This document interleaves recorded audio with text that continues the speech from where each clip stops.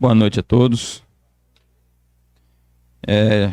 Já venho aqui chegando para agradecer aos irmãos que me proporcionaram esse terno lindo e maravilhoso que eu ganhei e recebi como se fosse um presente do Senhor, né?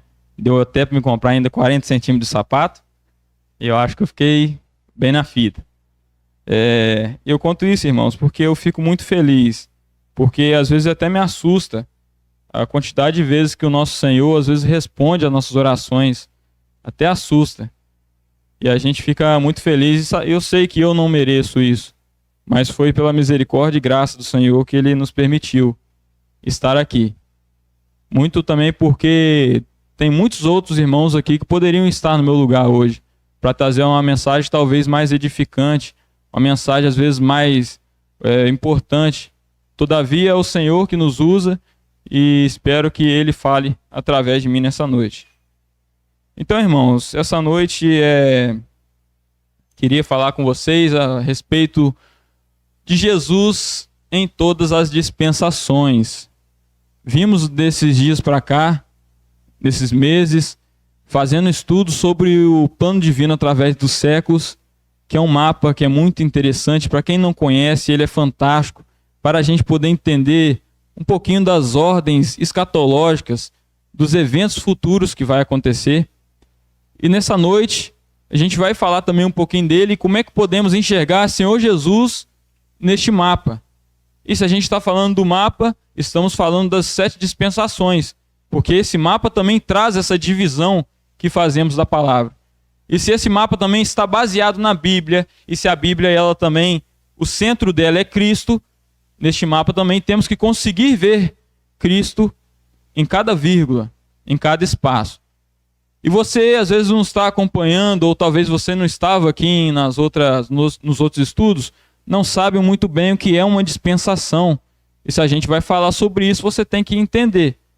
E de uma forma bem simples e fácil, para a gente poder compreender o que é uma dispensação, eu trouxe aqui esse slide para vocês terem uma noção. Imagine uma linha temporal. Essa linha, ela tem um início, ela tem um fim. Essa linha é o início da Terra e o fim é o fim da Terra. Essa linha é o início do mundo, essa linha, no final dela, na outra extremidade, é o fim do mundo. Essa linha representa todo o plano que Deus fez. E Ele dividiu esse plano em 7 períodos de tempo. Próximo slide, Patrícia. Ele pega esse plano, esse período, essa linha, o início da Terra e o final da Terra, nesse meio onde nós estamos vivendo, onde o ser humano foi criado e está vivendo até hoje, mas nós sabemos que um dia vai ter fim. Nós sabemos que um dia vai ter fim. Nós sabemos que esse céu e essa terra vão passar. Então aqui, Deus, nesse plano divino, Ele vai dividir em 7 diferentes eras ou dispensações. Então, uma dispensação nada mais é do que um período determinado de tempo em que Deus vai provar o homem. Em toda dispensação, o homem ele sempre vai quebrar essa ordenança de Deus e Deus, por consequência, trará um juízo. Então, para a gente poder recordar, você pode estar pensando assim às vezes, Guilherme, mas isso aí não é tema de escola dominical ou estudo bíblico? Mas a gente vai falar de Cristo. E vocês têm que entender pelo menos isso, né? De uma forma bem simples, eu acho que todos entenderam. Mas os que estavam presentes nos outros estudos e os que conhecem sobre as dispensações, eu pergunto para vocês, qual era a primeira dispensação? Inocência. A segunda dispensação? Consciência. A terceira dispensação? Governo humano. Quarta dispensação? Patriarcal. A quinta dispensação? A lei. A sexta dispensação? A graça. E a sétima e última dispensação? O milênio. Após isso estaremos com o Senhor, aqueles que creram no seu nome, o século dos séculos com Ele, na Nova Jerusalém, desfrutando de uma eterna paz, onde não haverá mais dor nem pranto. Então, acho que todos compreenderam o que é uma dispensação. E se a primeira dispensação, que é a inocência, está se referido ali ao período que o homem é colocado no jardim do Éden, e é dado para ele uma ordenança de ele não comer do fruto, ele quebra essa ordenança, e o Senhor traz o juízo, expulsando eles do jardim. Essa é a primeira dispensação, e assim vai continuando as outras. A atual dispensação que estamos vivendo hoje, qual que é? Dispensação da graça, que vai da morte do Senhor Jesus Cristo na cruz, do início da igreja em Atos 2, Atos capítulo 2, né, Pentecostes, até o arrebatamento. O arrebatamento não, até a segunda vinda de Cristo. E é nesse período que estamos vivendo. Ainda não se completou essa dispensação, mas esperamos que ela termine em breve, para podermos encontrar com o nosso Senhor nos ares, e ali poder desfrutar eternamente. Irmãos, eu quero falar que se eu chegar a chorar aqui em algum momento, eu já peço desculpa, eu sou chorão.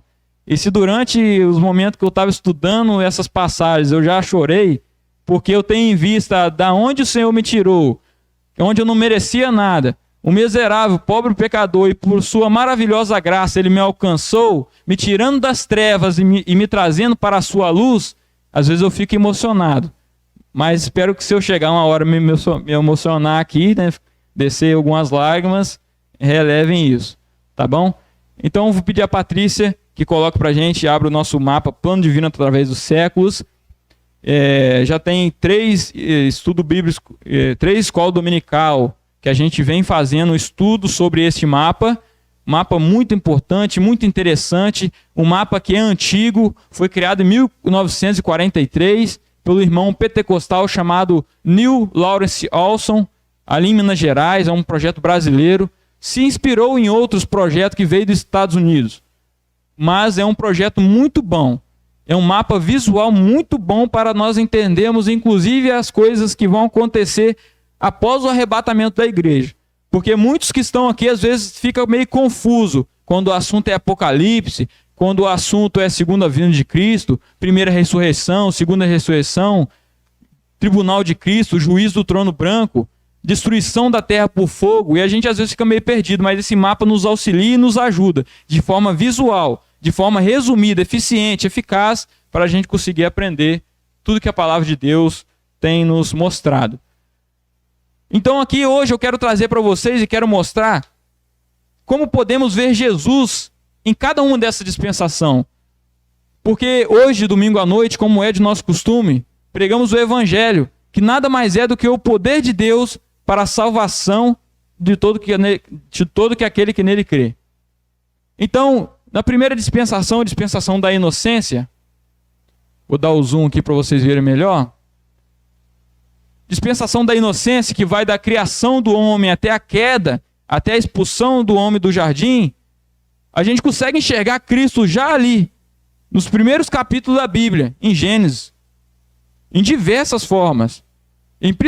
Principalmente em Gênesis capítulo 3, versículo 15, é onde ele vai dar uma promessa da semente da mulher que haveria de esmagar a cabeça da serpente. Mas também temos outras figuras ali, tipificações, que já apontavam para o Messias que haveria de vir. Como já falei para vocês, nesses dias de estudo, já estudamos sobre essa dispensação e já falamos sobre isso, mas ali no início, na inocência, no jardim do Éden, primeiros capítulos de Gênesis, após o homem pecar, vemos ali Deus sacrificando 2 animais para cobrir a nudez do homem e da sua mulher. E o interessante é que após o pecado, o homem ele vai tampar a sua nudez com folhas de figueira. E aí, o Senhor Jesus vai procurá-los. Mas Adão fala que se escondeu porque estava nu. Ué, mas se eles não estavam tampados com folhas? E ali nós vemos que essas folhas de nada valiam. Essas folhas representam, tipificam, figuram as nossas obras para tampar a nossa nudez do pecado. E Deus ele vai prover um derramamento de sangue, vai sujar aquela grama verde do jardim do Éden para cobrir a nossa nudez. Jesus Cristo, com o seu sangue, ele vai derramar sobre nós e vai nos limpar, vai cobrir a nossa nudez. E assim com a vestimenta que é muito mais duradoura do que folhas. Porque através das forças que estão no nosso braço, não conseguimos tapar a nossa nudez, não conseguimos nos tornar justo perante de Deus. Porque aos olhos de Deus, as nossas obras não cobrem a nossa nudez, assim como aconteceu no Jardim do Éden. Outra coisa também que poderia mostrar ali no Jardim do Éden é que a própria Bíblia, a palavra de Deus, ela fala que Adão tipificava Jesus. Adão era a semelhança daquele que haveria de vir. Em Romanos 5, capítulo 12, fala que, portanto, assim como por um homem entrou o pecado no mundo, e pelo pecado a morte, assim também a morte passou a todos os homens, porque todos pecaram.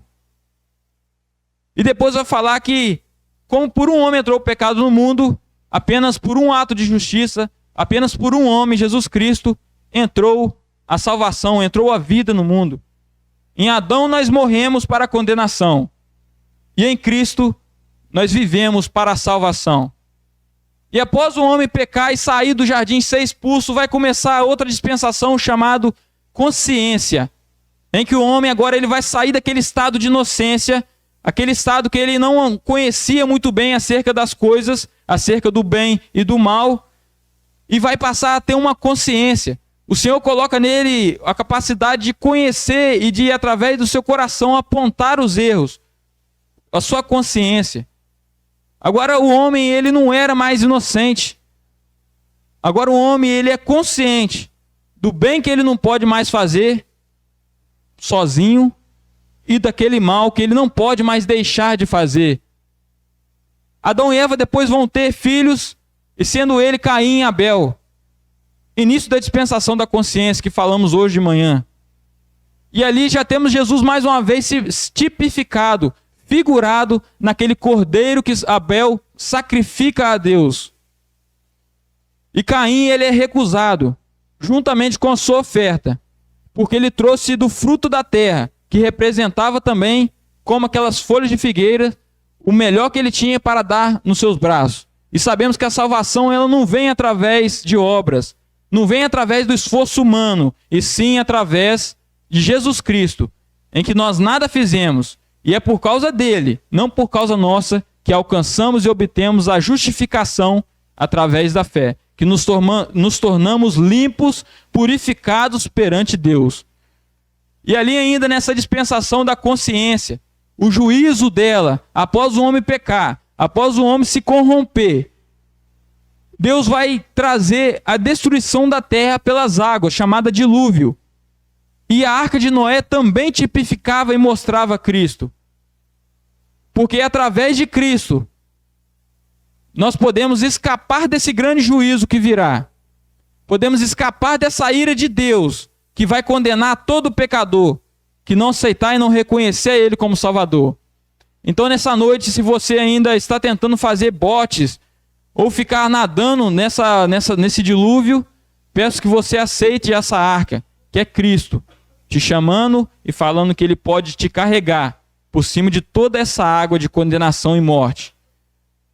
E é interessante que ali nessa história da arca de Noé, após Noé ter terminado a arca, Deus ainda permite que a porta fique 7 dias aberta, esperando que alguém ainda se converta. E aproveite esse momento de hoje, porque se você ainda não aceitou, não entrou nessa arca, a porta ainda está aberta, mas haverá um dia que essa porta se fechará, e agora não vai mais adiantar nada que você fizer. Porque após você partir desse mundo, após a tampa do caixão se fechar, já não adianta mais fazer nada.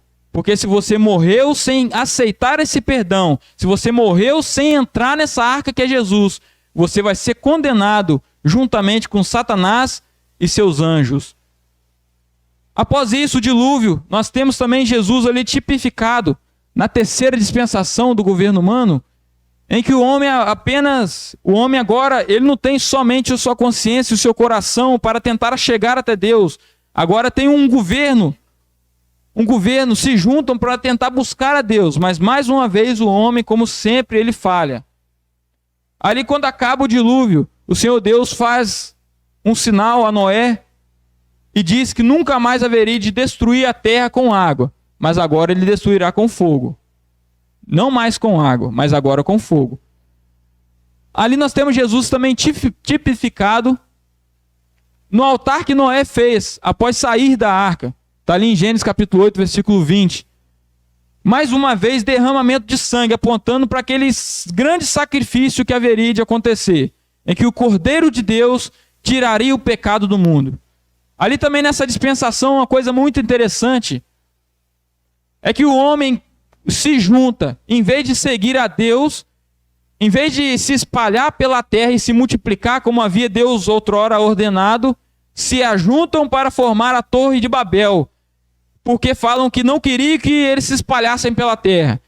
E o Senhor, para poder dispersar eles, vai fazer que todas as línguas ali ficam repartidas ou confundidas.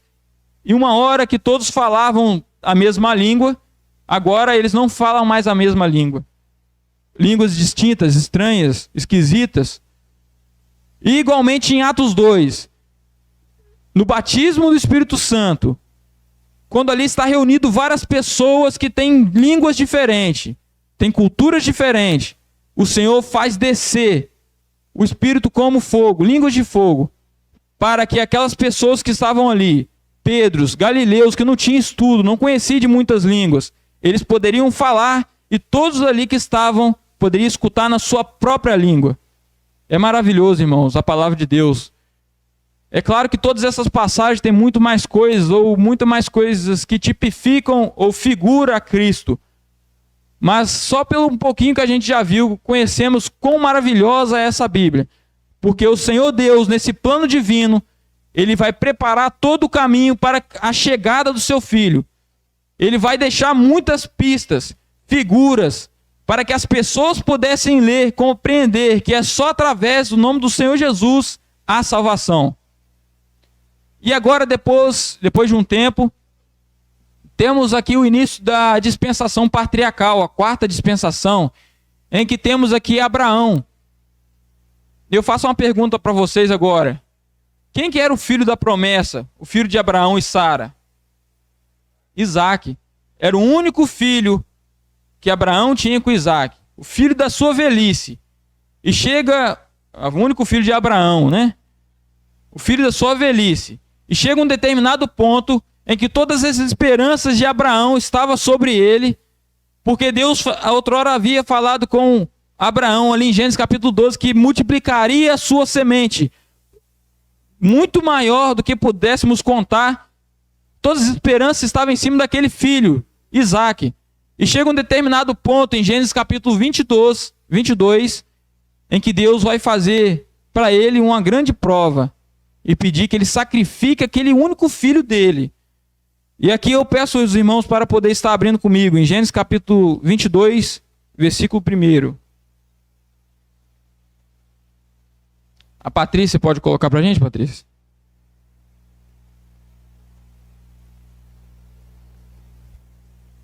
Gênesis capítulo 22, de versículo 1, diz assim: E aconteceu depois dessas coisas que tentou Deus a Abraão e disse-lhe: Abraão. E ele disse: Eis-me aqui. E disse: Toma agora o teu filho, o teu único filho Isaque, a quem amas, e vai-te até a terra de Moriá, e oferece-o ali em holocausto sobre uma das montanhas que eu te direi. Interessante isso. Deus, ele entrega o seu filho primogênito, seu único filho, a quem ele muito amou. Entrega ele à morte. E ali em Isaque nós vemos a submissão, a mesma submissão que temos em Cristo. Isaque ali no versículo, em Gênesis 22, versículo 6, é nos relatado na parte B desse versículo da seguinte forma: Abraão levou a lenha para o holocausto e a colocou nos ombros do seu filho Isaque. E ele leva a lenha, ele mesmo levou o fogo e ele mesmo levou a faca para ser imolado. Assim também Cristo, em Efésios capítulo 5, versículo 2, fala que como também Cristo nos amou e se entregou por nós, como oferta e sacrifício de aroma agradável a Deus. Como também Cristo nos amou e nos entregou por nós. Vemos ali Isaque, a submissão que Cristo teve, em que ele mesmo se entregou por nós. Vemos ali naquela passagem também outra figura de Cristo, a substituição que tem naquele carneiro. Porque agora, tendo em vista que Isaque, já estando deitado ali sobre aquele montoado de pedra para ser sacrificado, representava nós, pronto para sermos condenados, mas o Senhor ele vai substituir por um carneiro. Então nós temos a submissão em Isaque e nós temos a substituição naquele carneiro. E depois, ainda nessa dispensação patriarcal, nós temos Abraão, vou dar um zoom aqui para os irmãos poderem ver melhor. Abraão, seu filho da promessa Isaque, depois temos Jacó. E depois Jacó ele vai ter 12 filhos, que assim vai começar a nação de Israel. Assim vai começar aquele povo que Deus outrora havia plantado aqui neste mundo. E nós vemos que José, ele é vendido por 20 moedas, para depois de um tempo chegar a salvar a muitos. Porque quando ele vai para o Egito, lá ele vai ser próspero, vai prosperar, e em um momento de grande seca e de morte, ele vai salvar a muitos. E também nosso Cristo, igualmente, ele foi vendido por 30 moedas, e também salvou a muitos. Infelizmente, não todos. Jesus fala que ele queria que todos se salvassem, mas a salvação não depende apenas de um feito, e sim também que você reconheça e acredita, não somente que Deus exista, mas também que esse sacrifício que ele fez na cruz foi suficiente para nos tornar justos, para nos purificar e nos tornar próprios para ser salvos. E então ali depois também, nessa mesma dispensação, já para o final dela, quando José ele vai morar no Egito, Jacó também se muda para o Egito, nós temos aqui as 10 pragas, né, que aconteceram, porque o dever dessa dispensação era que Abraão e sua descendência habitasse Canaã, e eles foram por Egito. Então o Senhor vai lá e traz o juízo, deixando ele lá um período bom de tempo, sendo escravizado, sendo condenado ali no Egito. E durante 430 anos, aquele povo fica ali no Egito, se multiplicando. E agora o Senhor, com mão forte, ele vai prover uma salvação para aquele povo, uma libertação para aquele povo através de Moisés. Moisés vai chegar e depois daquelas muitas pragas, coração de Faraó endurecido, Moisés vai trazer a última praga, que é conhecida como a Páscoa, ou a morte dos primogênitos.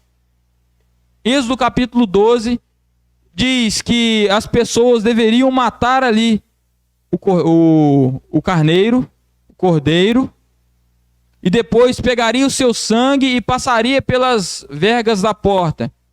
E passaria o anjo do Senhor, o anjo da morte, matando todos os primogênitos. E aquele que não tinha sua porta pintada, haveria de sofrer ali uma condenação. E assim como nós hoje, quem não tiver o seu coração pintado, tangido pelo sangue de Senhor Jesus Cristo, nós também sofreremos uma condenação. Logo depois adiante, já na saída do povo do Egito para a terra prometida, para Canaã, ali acontece um fato que é muito interessante e é citado também na Bíblia. Como a serpente que Moisés levantou.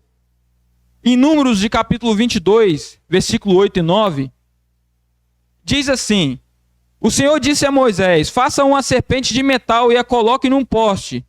Todos que foram mordidos e olharem viverão.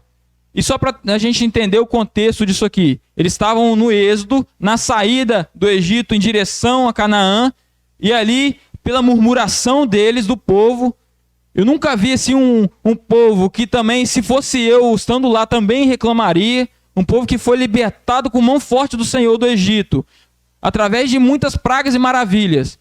Ainda toda hora reclamando, com falta de comida. Você tirou a gente do Egito para morrer de fome aqui nesse deserto, para nos matar de sede. Um povo reclamão. E aí o Senhor vai lançar, vai colocar nele uma condenação, é que fala? Vai trazer para ele serpentes, né? Por causa dessa murmuração, e a serpente vai picar as pessoas. E o Senhor aqui, ele manda Moisés fazer uma serpente, colocar num poste, e todos que olharem para aquela serpente viverão. E na continuação da passagem de Números 21, no versículo 9, diz: assim Moisés fez uma serpente de metal e a colocou num poste. Se alguém fosse mordido por uma serpente e olhasse para a serpente de metal, ficaria curado.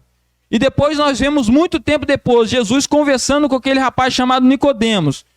Ali no capítulo 3 de João, no versículo 14 e 15, ele fala assim: assim como Moisés levantou a serpente no deserto, da mesma forma é necessário que o Filho do Homem seja levantado, para que todo o que nele crê tenha a vida eterna. Então nós podemos ver Cristo em toda essa dispensação, inclusive no Êxodo, de várias maneiras, de várias formas. Mas a que eu estou ressaltando é essa da serpente, que muito nos mostra, é visual. O próprio Jesus falou que ele haveria de ser levantado, pendurado numa cruz, de sofrimento, de dor, de angústia, para poder pagar pecados, não por pessoas boas, não por pessoas que mereciam, mas pessoas que estavam com as costas viradas para Deus, indignos, ingratos, sujos, pecadores. E todos quanto creiam nele, que olharem para aquela cruz, olharem para o sacrifício que Jesus fez, pode ter a salvação eterna, não porque merece, mas por causa dessa maravilhosa graça que nos alcançou. E na continuação daqui, nós temos a dispensação da lei, já ali com Moisés recebendo as tábuas da lei no Monte Sinai, atravessando ali o Mar Vermelho, na Península do Sinai ele recebe as tábuas da lei. Muitos acontecimentos acontecem durante esse trajeto, e nós vemos que esse povo que mais viu milagres é um povo que mais virou as costas para Deus naquele momento. Então não pense você que fica procurando aí maravilhas, sinais, milagres, pessoas sendo curadas, levantado de tumbas, pessoas voltando a enxergar, buscando sinais. A melhor bênção que nós podemos ter é a salvação em Cristo Jesus, porque passando essa vida aqui, não vai ter mais aquela cura que você recebeu. Passando o período da sua vida aqui na terra, você pode ter recebido uma cura, você pode ter sido até mesmo ressuscitado, mas daqui a 100 anos eu garanto que você estará morto. E você estando morto, você precisa dessa maior bênção que é a salvação, porque senão você vai viver a eternidade toda condenado. Lembra de Lázaro? Foi ressuscitado. Hoje nós estamos vendo Lázaro aí andando pela rua. Ele voltou a morrer. Aquele milagre, aquela maravilha que aconteceu, ela é temporária, é terrena. Tem muito menos valor do que essa grande bênção, essa grande maravilha, essa grande obra que é a salvação que temos em Cristo. Então, continuando ali, agora entramos aqui na dispensação da lei. E como eu disse, esse mapa é escatológico, ele vai tratar de assuntos futuros do Apocalipse. Vai tratar do Apocalipse do Antigo Testamento, que é conhecido como o livro de Daniel, né? Então, tantas coisas que acontecem ali nessa dispensação, ele vai focar mais aqui no livro de Daniel. Nós vemos aqui os capítulos de Daniel. E como a gente pode ver Cristo dessa forma aqui? Primeiramente, a gente vê Cristo no tabernáculo. Aqui a gente vê aqui talvez uma planta baixa do que seria o tabernáculo que Deus mandou construir para ficar ali a arca da aliança, a arca do testemunho, para aquela arca que simbolizava a presença de Deus no meio do povo. Nós temos aqui esse pátio externo que era chamado de... esse pátio aqui que era externo, né? Depois a gente tem aqui esse lugar santo, que é onde ficava ali o candelabro, tem aqui todos os utensílios em suas devidas posição, né? A gente vê aqui, ó, o número 1 é o candelabro, né? O 2 aqui é o altar de incenso, e temos aqui o 3, que era a mesa dos pães. E aqui dentro é o famoso Santo dos Santos, que eu acho que você já ouviu falar. O local santíssimo. Não era qualquer pessoa que poderia entrar ali, porque ali estava a presença de Deus. E neste tabernáculo também vemos Cristo, porque todo ano eles pegavam um cordeiro, o sumo sacerdote, o maioral, ele adentrava, tinha todo o processo para ele se purificar, porque ele, como sendo um homem, ele também tinha que pagar ali, sacrificando animais, ou um holocausto para se purificar. Ele adentrava dentro deste Santo dos Santos, levando ali o cordeiro, que seria aspergido ali sobre as tábuas da lei que estava dentro daquela arca, sobre ali um pote com um maná que caiu do céu. E ali dentro daquela arca também tinha a vara de Arão que havia florescido. Aquele sangue daquele animal inocente do cordeiro era aspergido para saciar a justiça de Deus. E agora nós vemos Jesus, que ele é o sumo sacerdote e ele também é o sacrifício. E lá depois, no Novo Testamento, nós, em Hebreus capítulo 7, do versículo 26 a 27, fala assim: nosso sumo sacerdote, com efeito, é assim, santo, inculpável, puro, separado dos pecadores, exaltado acima dos céus. Ele não tem necessidade, como os outros sumos sacerdotes, de oferecer sacrifícios diários, primeiro pelos seus próprios sacrifícios e depois pelos pecados do povo. Mas ele mesmo, Jesus, fez isso de uma só vez por todas, quando a si mesmo se ofereceu, sendo sumo sacerdote e sendo também aquele sacrifício. Nós podemos ver quão maravilhosa é as Sagradas Escrituras, porque em toda parte dela podemos ver a Cristo, mesmo que não cite o nome de Jesus ou Cristo diretamente. Mas o Senhor deixou todo o Antigo Testamento como sombra daquilo que havia de vir, como sombra do nosso Senhor Jesus e Salvador. Nós falamos que a Bíblia ela é cristocêntrica, porque o ponto central, o que ela toda quer mostrar e quer falar, é de Cristo. Toda a Bíblia ela vai acontecer coisas que vai nos apontar a Cristo, porque não há nada nesse mundo, não há conhecimento neste mundo que vale mais do que a salvação que podemos ter através de Cristo.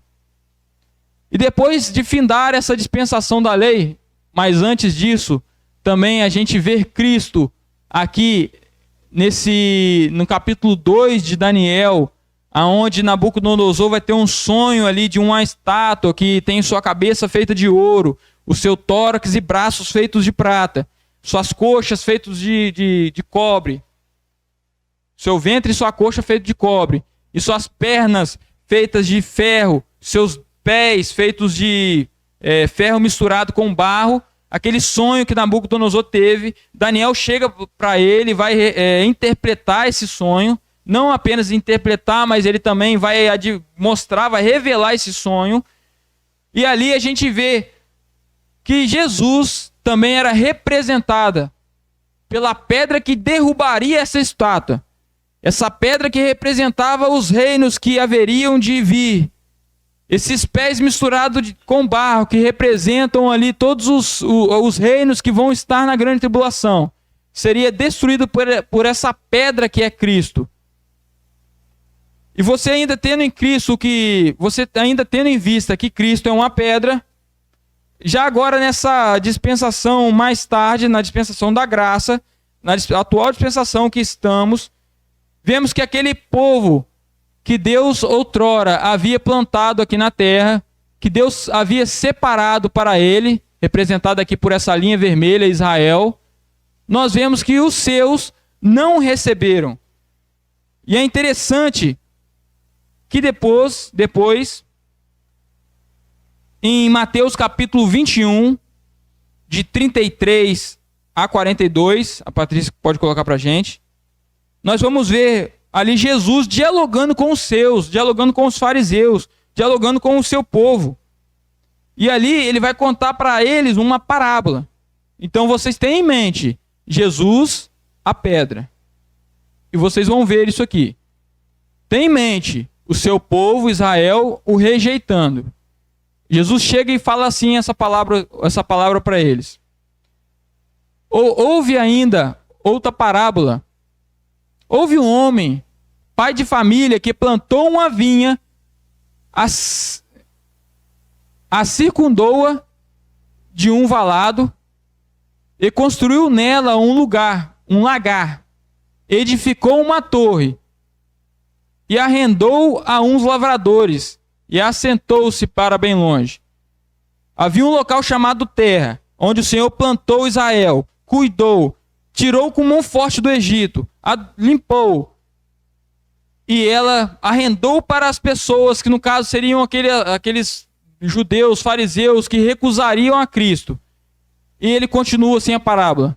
E chegando o tempo dos frutos, e só para a gente poder entender aqui, ele fala que ele pegou uma terra, um pai de família, ele limpou aquela terra, ele botou uma torre, ele fez ali um lagar, que era onde as uvas eram pisadas para produzir o vinho. E esse pai de família, ele sai, deixa ali ela arrendada. E agora, chegando o tempo dos frutos, enviou seus servos aos lavradores para receberem os seus frutos. E os lavradores, apoderando-se dos servos, feriram um, mataram outro e apedrejaram outro. O Senhor Deus enviou profetas, seus servos, para falar com o seu povo, mas os próprios seu povo, Israel, pegaram seus profetas, o mataram, o apedrejavam. Depois enviou outros servos em maior número do que os primeiros, e eles fizeram o mesmo. E por último, enviou-lhe seu filho, dizendo: terão respeito a meu filho. Porque pensa, aquela pessoa que tinha aquela propriedade, ele enviou servos para receber o que ele merecia, porque era dele. Aí aquelas pessoas que estavam lá cuidando pegaram, mataram os servos, e agora ele vai enviar o seu próprio filho para ir lá. Porque talvez o filho eles vão respeitar, não é possível que vão fazer alguma coisa, não vão pagar o filho do patrão. Mas os lavradores, vendo o filho, disseram entre si: este é o herdeiro, vinde, matemo-lo, apoderemos-nos da sua herança. E lançando mão dele, o arrastaram para fora da vinha e o mataram. Deus mandou o seu próprio filho para os seus, mas os seus não receberam. É o que está escrito ali em João, capítulo 1, de versículo 11 e 12, que fala assim: veio para o que era seu, e os seus não o receberam, mas todos os quantos receberam, deu-lhes o poder de serem feitos filhos de Deus, a saber, os que creem no seu nome. O Senhor veio para os seus o recusaram. E voltando para aquela passagem, aquela parábola que se encontra ali em Mateus 21, 33, em diante, né? Eu acho que deve estar no 38, mais ou menos. E lançando mão dele, o arrastaram para fora da vinha e o mataram. Quando, pois, vier o Senhor da vinha, que fará aqueles lavradores? Dizem-lhe eles: dará afrontosa morte aos maus e arrenderá a vinha a outros lavradores, que a seu tempo lhes darão fruto. Diz-lhe Jesus: nunca lestes as Escrituras? A pedra, quem que é a pedra? A pedra é Jesus. A pedra que os edificadores, a pedra que aqueles que eram os primeiros, os judeus, rejeitaram, essa foi posta por cabeça do ângulo, ou seja, a principal pedra da construção. Pelo Senhor foi feito isto, e é maravilhoso aos nossos olhos. Parando por aí. Então a gente vê que aquela pedra representada por Cristo, ele é recusado, e ela é feita a pedra principal, a pedra angular da esquina, a principal pedra da construção. Em 1 Pedro 2,7 fala que para vós, pois que credes, é preciosa essa pedra, mas para os incrédulos é pedra que os edificadores rejeitaram, tornou-se a principal pedra angular. E uma coisa muito interessante, que aqui ele fala que para nós que cremos, ela é preciosa. Mas e para quem não crê? Essa pedra esmagará aqueles que não crê. Porque quando nós apontamos para Jesus como Salvador, nós também apontamos que sem Ele existe uma condenação. Quando falamos que Jesus é o único caminho, também falamos que outros caminhos é caminho de morte, de condenação. E muitas das vezes pode olhar para essa figura da cruz, ali no Gólgota, no Calvário, nesse sacrifício que Jesus fez, em que ele suou grossas gotas de sangue, momentos antes, onde ele caminhou carregando aquela cruz pesada, sendo cuspido, sendo humilhado. Ele depois é pendurado, seus pés, suas mãos atravessadas, pendurada naquela cruz vergonhosa, porque é dito, maldito aquele que foste pendurado na cruz. E digo a vocês, Jesus naquele momento, ele era mais indigno do que eu e do que você. Mas Guilherme, como pode Jesus, perfeito, ser mais indigno do que eu e que você? Porque ali na cruz ele estava não só com os meus, mas estava com os seus e o pecado de todo mundo ali nele. E fala Isaías 53 que agradou ao Pai moê-lo. O Senhor Deus colocou sobre Jesus ali na cruz toda a condenação que eu e você receberia. O Senhor Deus colocou em Jesus ali naquela cruz, ele sofre em 3 horas toda a condenação que eu e você receberia pela eternidade. Nós vemos que o míssil teleguiado justo de Deus, da sua ira, ele vai até a cruz do Calvário, onde estava o pecado meu e seu, caso você aceitou ele como Salvador. Ele tirou a sua cédula, riscou e cravou na cruz. A dívida que você tinha, ela pode ser limpa se crer nesse grande feito que aconteceu. Mas como eu já bem disse, quando a gente fala de um Salvador, quer dizer que sem ele não há salvação. Quando a gente propõe um libertador, quando a gente propõe um caminho, quer dizer que sem ele nós não somos nada, não tem como. Então nós temos que falar também dessa condenação. Jesus é amor, mas haverá uma hora que ele não será mais amor.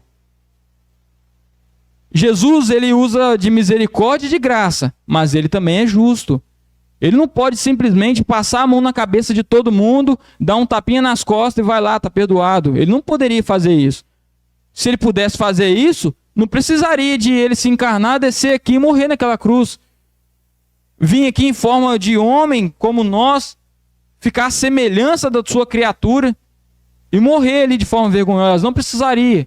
Mas por ele ser justo, por isso que ele enviou o seu filho para pagar pelo nosso lugar, pagar pelos nossos pecados. Mas haverá um dia que não terá mais essa graça. Haverá um dia em que não terá mais essa oportunidade.